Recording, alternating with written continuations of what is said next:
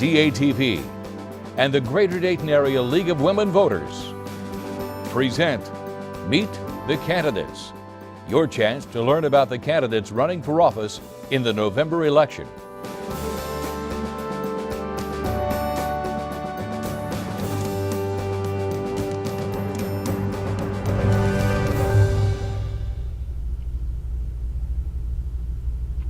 Hello, I am Erin O'Brien, a member of the League of Women Voters of the Greater Dayton area.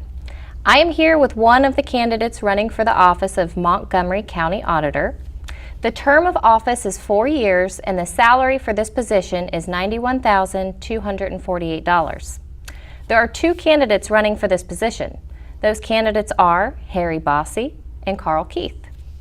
Harry Bossy, a candidate for this position, regrets that he cannot be here due to a prior commitment. We will start our interviews by having the candidate tell us about yourself and why you want to serve as a Montgomery County Auditor. You will have 2 minutes for your opening remarks. Well, thank you very much, and let me say thank you to the League of Women Voters for providing us with this opportunity. I think I've run for office now a number of times, and this is always look forward to having this opportunity. I've been serving as Montgomery County Auditor since 2000, so this will be my fifth term running, fifth full year, 4-year term that I'm running for. This past year, I celebrated my 35th year of public service or working for Montgomery County. Actually, I've got a couple of years of service working for the state of Ohio. I worked in the state auditor's office prior to coming to the county. I worked 8 years in the county treasurer's office and been in the county auditor's office since 1991. I started out as the chief deputy and then was appointed to auditor in 2000. So I've got the years of experience in local government finance, master's degree, and I'm a certified cash manager. So I have the qualifications to do the job, and it's a job that I love, and I'm so proud and appreciate the voters of Montgomery County have returned me to this office a number of times, and I appreciate that. It's an office with a wide range of responsibilities, and it's very challenging, but it's also very rewarding, and I've enjoyed it, and I'm looking forward to continuing. Thank you. Carl, why is the county auditor's office so important to the community? Again, the auditors serve as a number of responsibilities, and I like to tell people I wear a number of different hats. I'm the county's chief fiscal officer, the county's chief assessor. I am the chief administrator for the information technology for the county. I'm an agent for the Ohio Tax Commissioner, and I'm the sealer of weights and measures. So it's a wide variety of responsibilities, and each of those responsibilities are critical to the local community. The county government's a big business. As the county's chief fiscal officer, I oversee a $2 billion organization. So paying all the county's bills, serving as the paymaster for county government, but also distributing hundreds of millions of dollars, tax dollars, to local jurisdictions, to school districts, to cities, to libraries, making sure that those dollars are properly distributed to those jurisdictions is a major responsibility. As a county's assessor, I'm charged with the responsibility of determining the county's overall property tax value, property assessments. Again, a major responsibility that establishes the financial condition for our community and impacts every homeowner and property owner in the county. And so that's something that I take very seriously and something we work very hard at as well. As the sealer of weights and measures, we're responsible for checking any device that's used in the commercial sale of goods or services that's sold by weight or measure. And so it's an important consumer protection responsibility. And in this day and age, when we have cyber criminals out there and people who are trying to take advantage of consumers through skimmers on gas pumps and those types of things, again, it's just increased the importance of that responsibility, I think. And so there's a number of responsibilities in the office, and besides all of that, we sell dog licenses. And so, again, a wide variety of responsibilities, and that's it's very challenging, but I also find it to be very rewarding. Thank you. What do you think is the most important duty of the auditor? Protecting tax dollars and protecting consumers. I think it really sums up all of that I just said. All of those different responsibilities really comes down to protecting our tax dollars and protecting consumers. Again, when you're talking about a $2 billion organization, thousands of transactions are flowing through that office every day. So paying bills, working with other county offices and departments to process their payments, to process their payroll. These are very important responsibilities, and the public expects us to do that in an appropriate way, and to make sure that those tax dollars are spent wisely and in accordance with the law. And so that's, our responsibility is to make sure that that happens and that we stay within budgets. And so that, again, a very important responsibility. But on top of that, determining the value of someone's home for taxing purposes, that's very personal to people. And we'd like to remind our staff, this for the person that you're dealing with, that's personal to them, and it's an important thing for the community, but it's also important for that individual. I think in all of it's pretty important. For people with the dog licenses, about 1,200 dog owners are reunited with their lost pet each year as a result of having a dog license, a properly issued dog license. So, that's responsibility we take very seriously as well. Being a dog owner myself, I know what that would mean if I lost my dog and to get it returned to me. And so having that dog license is very important to that person at the time if they ever need that. Thank you.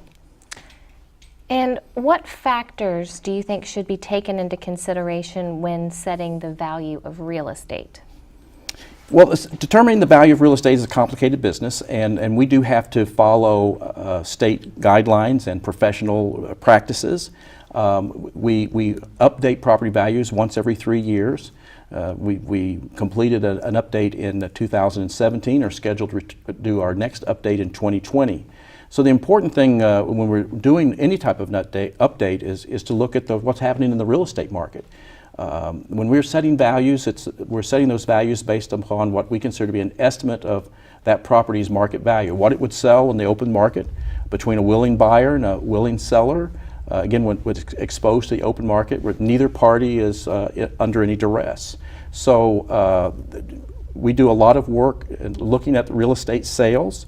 We're always doing a rear view look. We're always looking in the past. So people say, well, this is not the value of my property today. And well, I'm sure it's not, because we're always looking at the past 3 years. And so we're always running behind the market, I guess is what I'm saying. But again, the real estate market is really what sets these values, what people are willing to buy and sell. And so when we do an update, we divide the county into neighborhoods, because we don't want to compare property values in Centerville to property values in Dayton or property values in Vandalia. The old adage in the real estate industry, location, location, location, well, that's true among assessors as well. So we divide the county up into neighborhoods, and we look at what has happened in those neighborhoods, or how the real estate market has responded in the past 3 years to determine an estimate of what people's homes would sell for in the current environment. So, the types of factors that come into play there, the same type of factor that would come into play in anybody trying to sell their home. The square footage, the condition of the home, how many bedrooms, how many baths, those types of things all come into consideration, and all are determined in the value. Ultimately is what's going on in the real estate market. Sure, thank you. And Karl, is there anything that you would like to change in the auditor's office? Well, we are a product of state law, and so whenever we are, the responsibilities that we do is dictated to us by the Ohio Revised Code and the state legislature.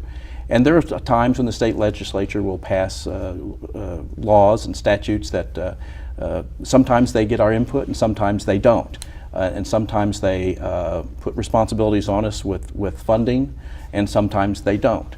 I think one thing that I've dealt with over my tenure there is the homestead exemption program has been a major program that we have promoted pretty widely in the office. The homestead exemption program provides a tax break to senior and disabled homeowners, a pretty significant tax break. It can be as much as $500, $600, $700, some communities $800 a year. We've been very aggressive in promoting that program, but the legislature at different times has changed the eligibility requirements. To me, it was a lot easier when when you reach the age of 65, and you own your own home, you're eligible for the homestead exemption. And we signed up 40,000 people the year they made that the criteria. We now have 45,000 homeowners taking advantage of that. But now, a few years later, then they changed and they put an income restriction on it. And so now we're dealing with people. You've got some people that with no income restriction in the program. You've got some people that have an income restriction. So there's things like that that happen in state law that we have to administer, and we have to follow the law. But that is one example. To me, it was a whole lot easier to administer. It was a whole lot easier to explain to people when it was you reach the age of 65 and you're eligible for the homestead exemption. There are other things that we've been asked to do that again, sometimes comes with funding and sometimes doesn't. But the mere fact this legislature has cut funding to local communities, county governments in particular, has been a burden for every county office, and the county auditor's office hasn't been exempt from that. Thank you. And Karl, the office of county auditor is an elected position. Mm-hmm. Why is that better for the community than having the county commission appoint the auditor? I think it's critical. I think it's very important that the office be elected. I think it increases accountability, it increases accessibility. I think the fact that I'm elected is one of the reasons why I spend a lot of time in the community, and I try to make my office as open and accessible as possible. And I think it's important for the community that that person in that role with these varied responsibilities, that they're held accountable directly to the population, to the people. Rather than to some other elected official or some other office. And the other thing about it too is when I say I'm the county's chief fiscal officer, the county's chief assessor, well, that's not just for county government, that's for all the governments.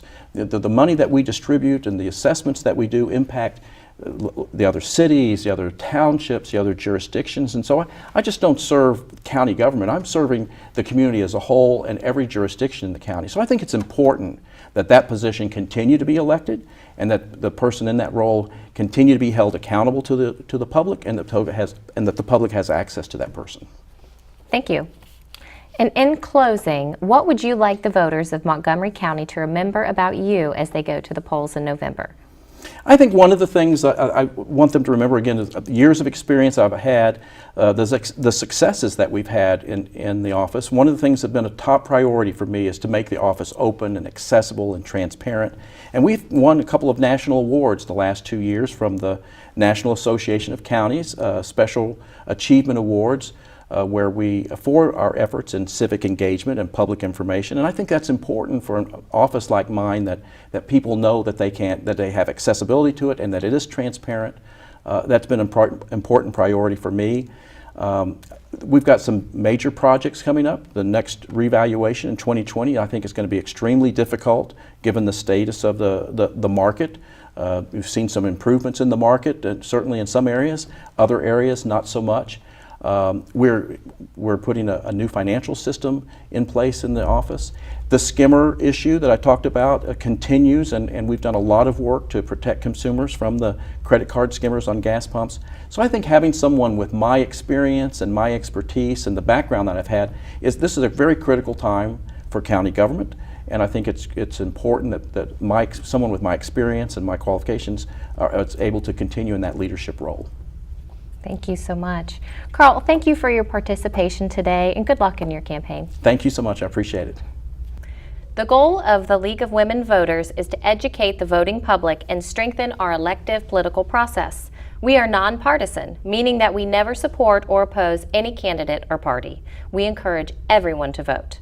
There are several ways to cast your ballot. By absentee ballot. Every registered voter should have received an absentee ballot application from the Secretary of State in September. If you did not receive the absentee form, you can download one from the Secretary of State's website. You can also vote early at your Board of Elections beginning October 10th. And the polls open at 6:30 a.m. on Election Day, Tuesday, November 6th, and close at 7:30 p.m. Last but not least, the League would like to thank DATV for partnering with us once again to present these candidate interviews. They volunteer their time, expertise, and equipment to make this possible. Thanks for watching, and be sure to vote. you.